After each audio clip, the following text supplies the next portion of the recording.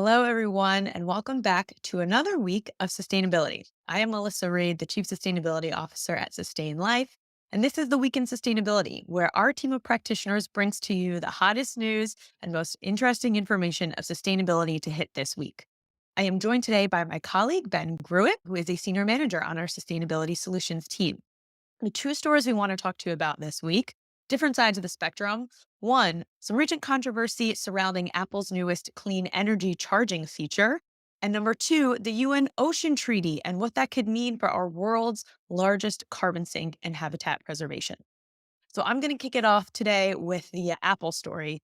If you're on Twitter, you may have seen a lot of action around this. There has been a lot of backlash to Apple's new clean energy charging feature. So, what is this feature? Very high, broad strokes. It is essentially Apple using forecast data to understand grid supply and charge your iPhone during periods when the grid is cleaner. There's more renewable power going into your local grid. And on the flip side of that, it means that Apple is going to not charge your device as strongly when the grid is dirtier.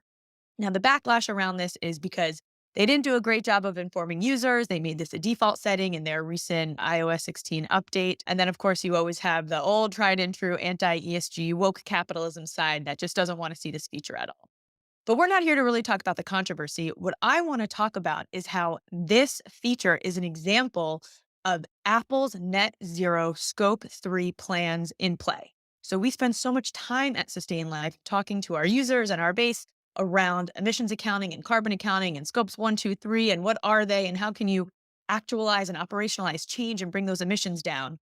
And so Apple has been a carbon neutral company for their operations, for their corporate operations since 2020. And we're not here to talk about Apple or celebrate all of the pretty amazing things they're doing, but only to point out that Apple is now moving to their scope 3 to their supply chain emissions. And so a lot of that is focusing on their suppliers, right? How can they bring down the embodied carbon of actually making iPhones and their devices?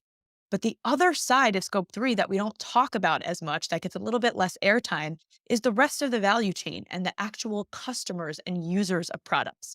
And for those that are from carbon accounting, you'll be very familiar with the product related calculators. We're talking about scope 3, category 11, the use phase of your product. How many emissions does your product release from its use? And so this is an amazing example of Apple tackling that category, which is actually 22% of their corporate emissions comes from charging devices. And so this is an example of them making an operational change and actually deploying a feature that says we're trying to bring down that specific category. We want the use of our product, the electric charging of our phones to be less. We want to try to target and use less carbon intensive electricity to do that.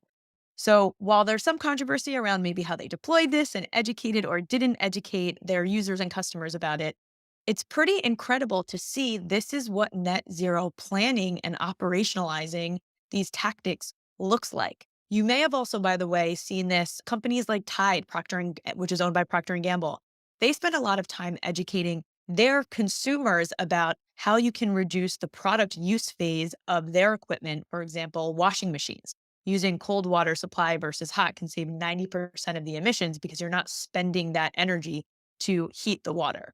So I think while Apple could have done a bit of a better job in educating their consumers before they made this a default setting, it's pretty amazing to see how they are taking such actionable steps to try to reduce the use phase of their product. And this is really what scope 3 looks like.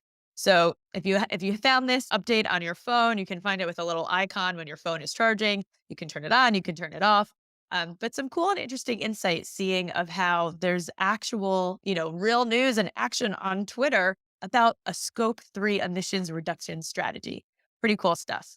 Okay, and now I'll pass it off to Ben to talk about the UN's historic agreement to protect our world's oceans. Thanks, Alyssa.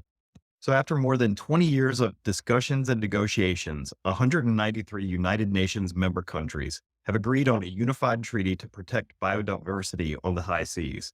This new framework establishes protections in the ocean regions, known as the high seas, typically all waters outside of 200 nautical miles from the shoreline.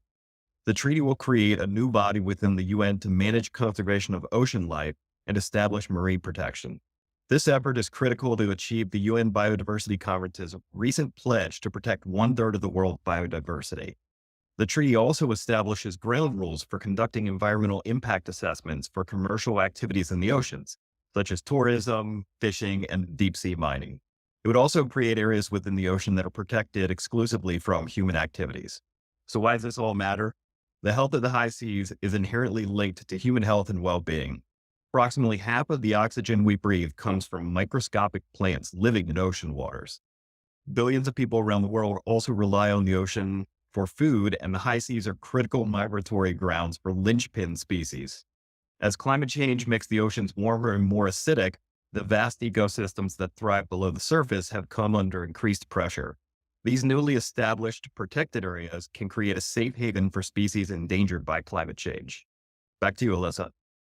So that's all that we have for you today. We thank you so much for joining us for the Week in Sustainability. We will see you again next week for more sustainable news. Thanks.